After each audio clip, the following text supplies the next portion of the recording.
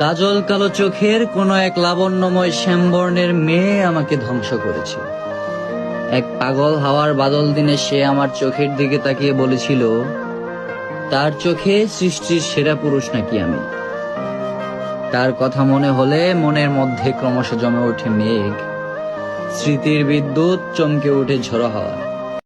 তুমি আগ্রহ দেখিয়েছিলে বলেই আমি ভালোবেসেছিলাম, কিন্তু তখন কে জানতো আমি বিজয় জয়ন্তী পুঁতেছি চোরাবালির ওপর।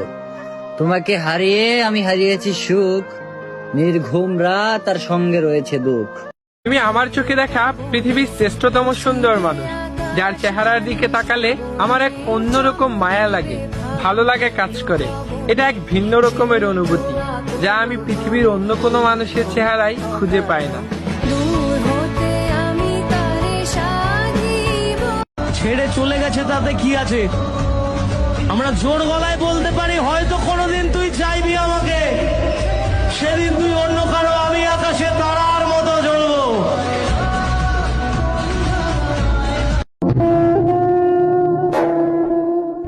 মানব জাতির আকাশ পরিমাণ স্বপ্ন, অথচ এটা বুঝলো না তার গন্তব্য 3.5 হাত মাটির ঘর।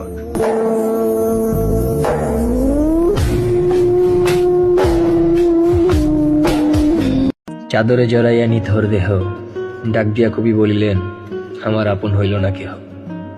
আমি থাকতেই যারা বুঝলে না, খাটিয়ায় শোয়ার পর লোক দেখানো কেদনা। নেমেছি বন্ধু